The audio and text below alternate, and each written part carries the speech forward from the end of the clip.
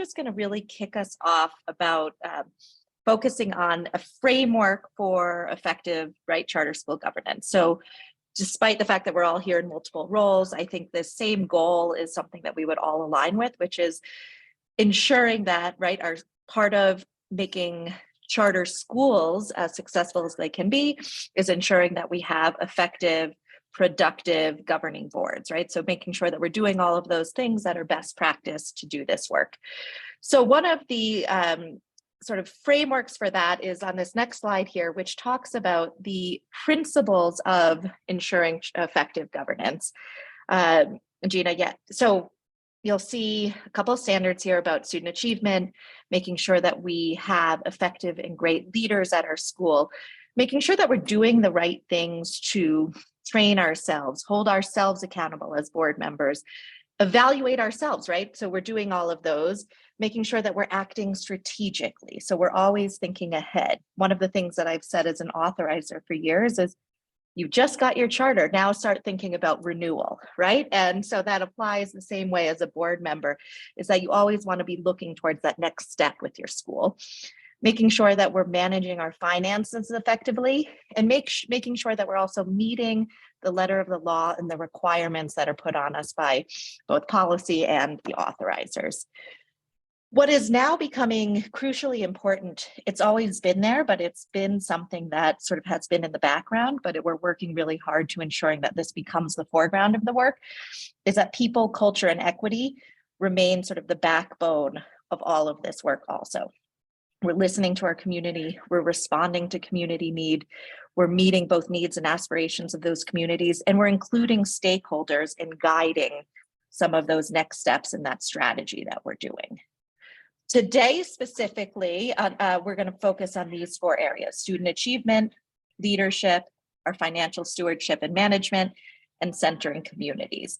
So we have a lot of information on all of those other areas. If you guys have any questions after, if you're looking for resources, we're here to help in any of those areas. I think, moving forward here. So this first one about student achievement. There's 4 areas here. Where are we now? Where are we going? What do we do as a board when we're on or off track? And then what do we do when we meet those goals? So I'm just going to ask a few questions, just sort of get some information and some ideas from all of you. But how do we know as board members, where do we stand academically? How is the school performing? What are some ways that we really have that information and access that information? And just come off mute and jump on.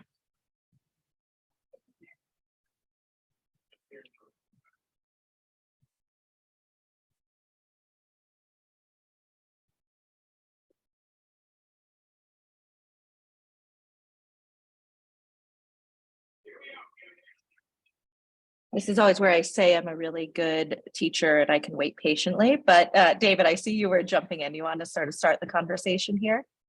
Well, often as a board member, we get a report from the director, or sometimes even a teacher might come and share some of the activities that they're doing at the school, some of the learning that's happening.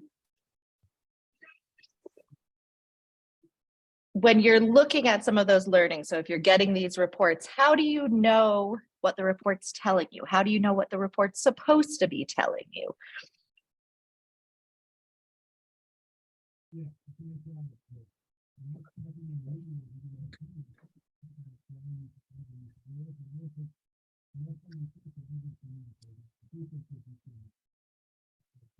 I have some thoughts, but I'm going to hold my tongue for a moment. Do we have the chat active too, so folks can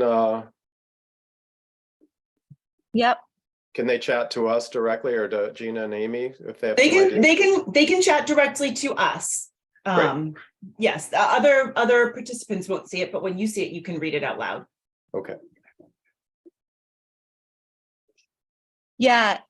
So I'll throw some ideas out there to sort of just get us going, right? So when we think about academic performance, our charter contract is always a real great way of knowing what are the standards expected of us. What did we say we were going to do? What did we say we were going to accomplish, right?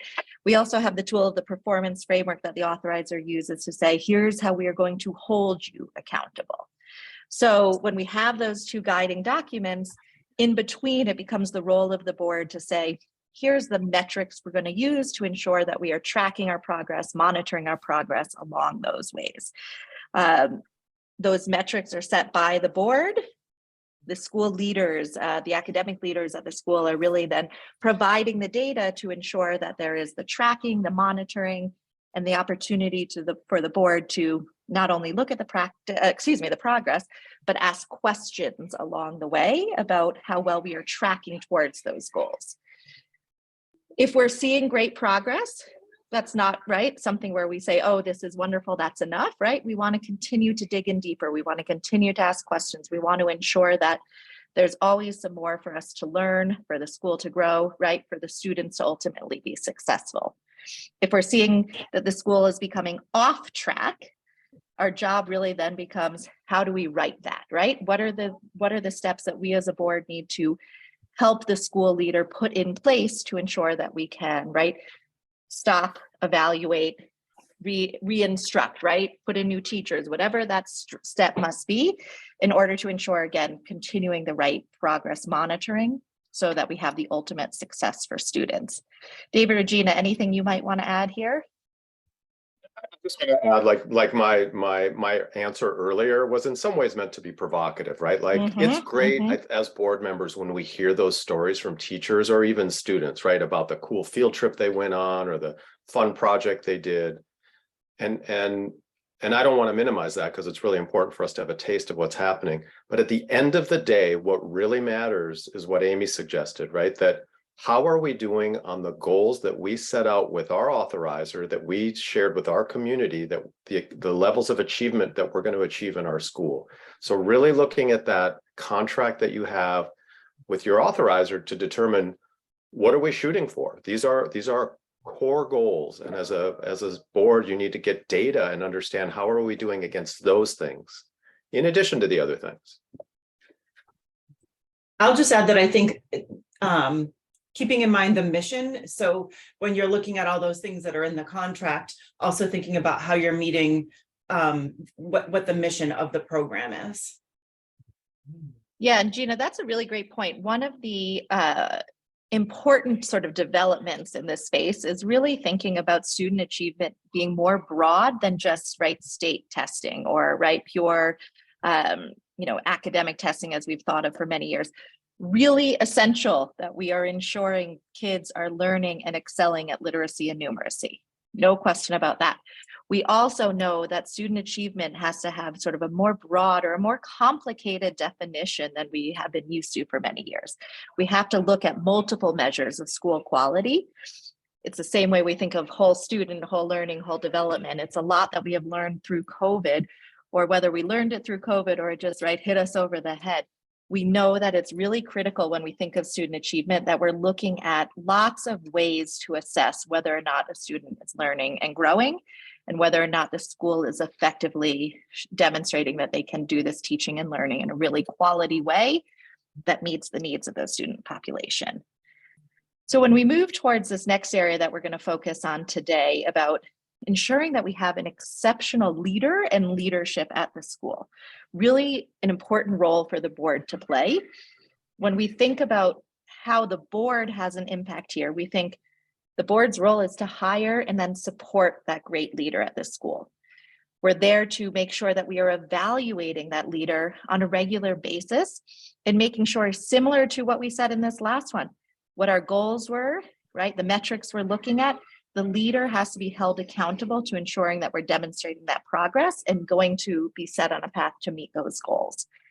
Our job as a board here is to also look at what are the opportunities for professional development, not just what's out there, but how do we really look at the data to determine here's where the gaps are? How do we look at our evaluation to say, these are the areas where the leader is really excelling, and these are the areas where we need to continue to support. So therefore, let's help map that professional development strategy for them. And then our job is, as we're looking forward and we're looking to set that strategy, that vision for the school, really set the path, set the school on a path for stability. how do we ensure that the leader is here for the longevity? The right leader is here for the longevity. How do we put a plan in place so that we're constantly building that leader for success while also thinking of what's going to come next and who's going to come next? One of the things that NACSA says and really pushes forward is that when we're looking at new schools, we always ask for competency and capacity tasks when we're looking at those sort of interviews for a new school before we approve them. One of those questions we always ask is, what's going to happen if the leader or the founder is not there when the school opens? That similar thinking applies all throughout our board role. This leader is doing the right things. We're doing the right things in terms of evaluating and building and supporting. But what if, right? And so always having that plan just to ensure that continuity of leadership and quality is in place. We know how important leadership is to the quality of the school. I'll pass that on. I think, David, are you jumping in on this next one? Yes. So financial stewardship. In the slide that Gina and Amy showed a few slides ago that had like the 7 or 8 areas that we wanted to talk about. The first one was focus relentlessly on student achievement. And so I want to really underscore that here while we're talking about money, because as you see this first point here, sustainable great outcomes for students. All this financial oversight, all the financial management we do, all the money that comes in and goes out of the building should be geared towards that. And so when we think about how we do our financial oversight, it is in the service of great outcomes for kids, right? And so if you don't know how your students are doing, how can you do financial oversight and financial management? So it's critical that you're getting that academic data to understand, are we spending our money in the right way? If that makes sense. So the reason it says sustainable great outcomes, because the balance we have as board members in any organization as financial, in this financial stewardship is investing the right things today, while also being in a position to be able to invest in the right things tomorrow. We could spend all our money today, spend all our fund balances and however you prefer to it there.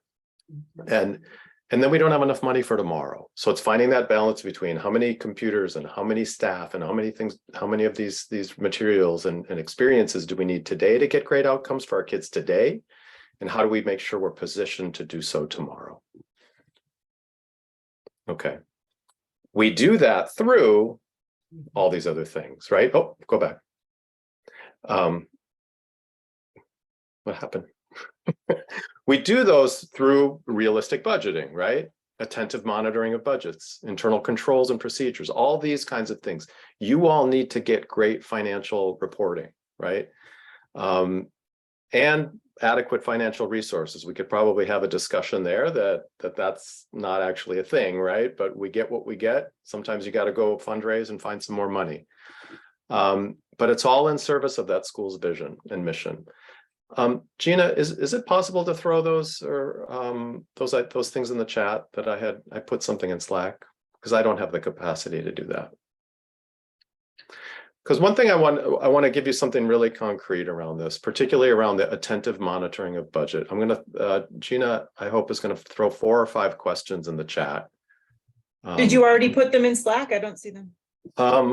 Shoot, I'm sorry, I didn't. David, you move forward. I've got it covered. David. Yeah, they're there.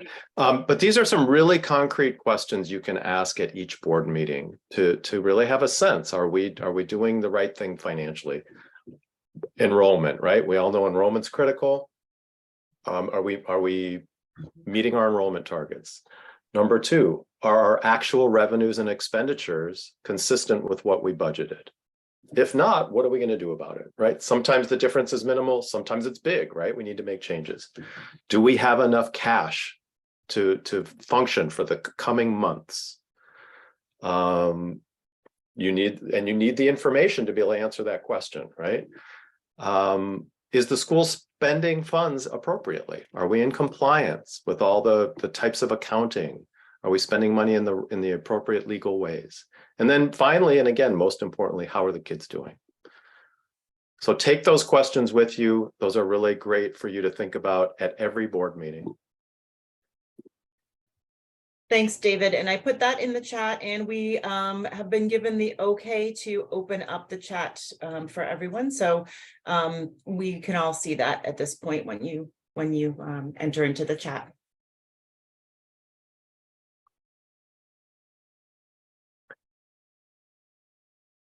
All right, let's talk about what Amy shared early on about this idea of really centering communities. And as board members, you are there. In many ways, you represent the taxpayers, right, of Washington State, and you represent the communities that are invested in this school. And so just want to think about that and challenge you to be clear on what that means for your school. What is your community in your school? And often it's not one specific one. Oftentimes we think about community as geography, but it depends on the school. Sometimes it's about particular styles of learning or particular needs or whatever. Sometimes it's about cultural groups, right? Have those conversations as a board. What do we mean by our community? How do we get to know what their needs and aspirations are? How are we responsive to that? How do we hear from parents? And how does our board actually reflect the community we're serving? So again, in the chat or come off mute. Can anyone share like one way that you do this at your school, on your board? Don't be shy. Adrian, I see a little smile. I think you got an idea. We haven't quite opened yet. I'm with Rooted School Vancouver, but I just think about our continued involvement in community in our processes. Right now with hiring our staff, community is deeply involved and participates in that process. So that's one way. Setting the tone before our school even opens. Like, how are we setting that tone, right? That's awesome. Yeah, one more thought.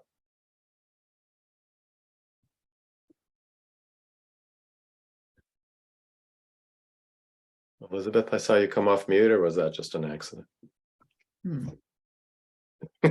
Oh, well, I can say that before our school opened, there were many meetings with the community to decide whether the community was more interested in a middle school or a high school. And we really listened to the community because they felt that they did have more options in the high school scene, and what they wanted was a new middle school. That's great.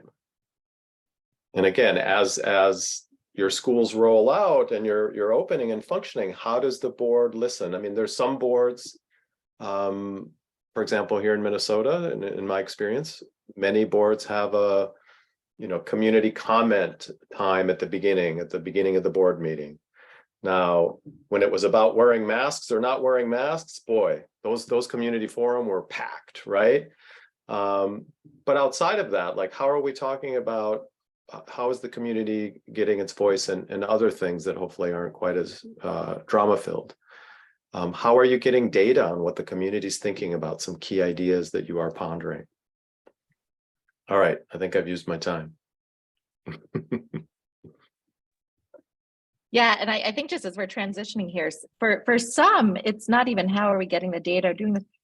How are we knowing even that the board is aware of, that the community is aware they can participate, right? For some of us, we even have to really rebuild that connection and that transition. So it's that whole spectrum. When we talk about board effectiveness, right, I am assuming, and I think fairly, that we all want to fall into the high performing board category, right? But there is this spectrum of board participation and board quality. I can tell you for the board that I am on at my kids' school, we have a lot of work to do to reach this high performing category. I have been on many a charter school board, and there's committed and talented and respected people on the board. Getting them to function in the best way, right, sometimes often takes time. So when we think about that transition from least effective to high performing boards, some of those things we see, right, we see some that are a puppet board. We see some that are sort of meddling and they're taking day-to-day operations as the role of governance. That's sort of in those more ineffective boards. those who use no data. They're not asking questions, they're not looking at information. When we see that transition, we'd like to start seeing that they're not only using data, I'm sorry here, but they're using the data to make sure that the strategy that they're putting into place is guided by the right information there. Question for all of you. Have you seen some of this transition, and what are some of those signs that you have grown from a less effective board to a more effective board? When you're having those conversations as a board, what are some of those questions that you're asking yourselves about where you fall on the spectrum?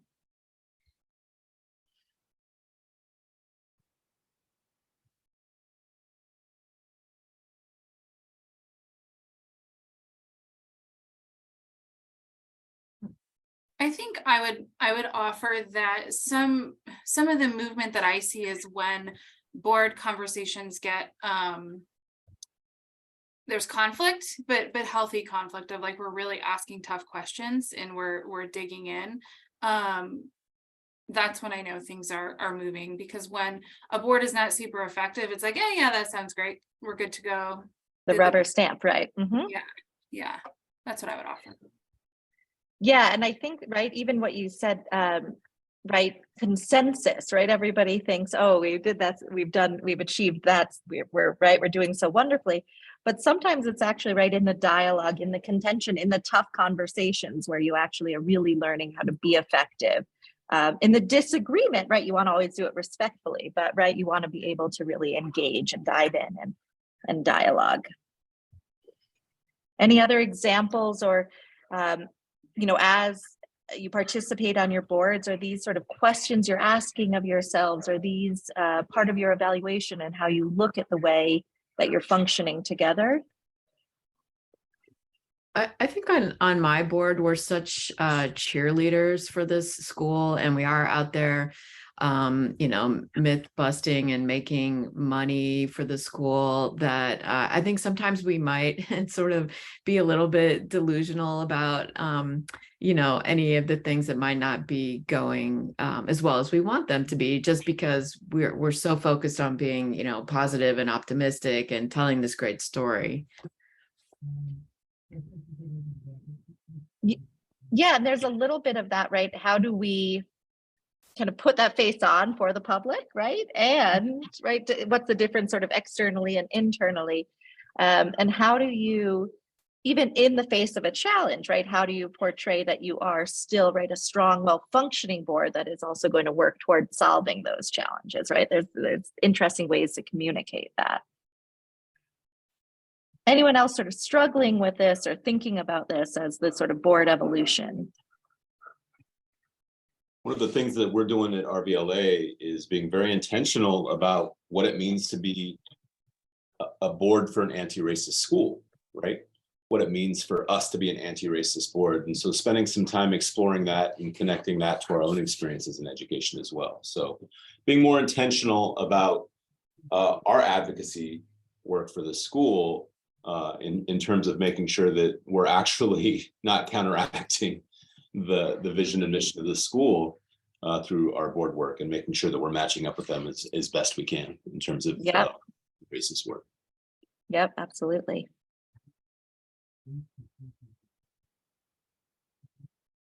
I can tell you when I shared this slide at one point with the board that I'm on, I sort of shared it blindly and asked everyone to rate themselves, and I think not surprising, it was in the high performing category. But then when I sort of gave a self-evaluation that aligned with this, it's really interesting. And I can say I did not do that exercise to call anyone out, but I think when everybody really starts looking about the behaviors and how they are contributing, and really asking some of those deep questions about what is important, then we do have the ability to grow, learn, train ourselves, and improve for sure. So let's move into the next category of the agenda here, which is really putting some of this information into action. And so in a minute here, we are going to go into some breakout rooms. We ask, I know that oftentimes in trainings, we see a drop off, but these are really well-structured and participatory. We're not here, to say yay or nay. This is really to really understand how we would each respond and to learn from one another about what some great strategies here are for this work. So Gina, I think you guys are putting us in, we're dividing into 3 breakout rooms. We have about 3 scenarios we'll work through. We have about 15 to 20 minutes in those breakout rooms, and then we'll come back together for some best practices, some pitfalls, and some next steps.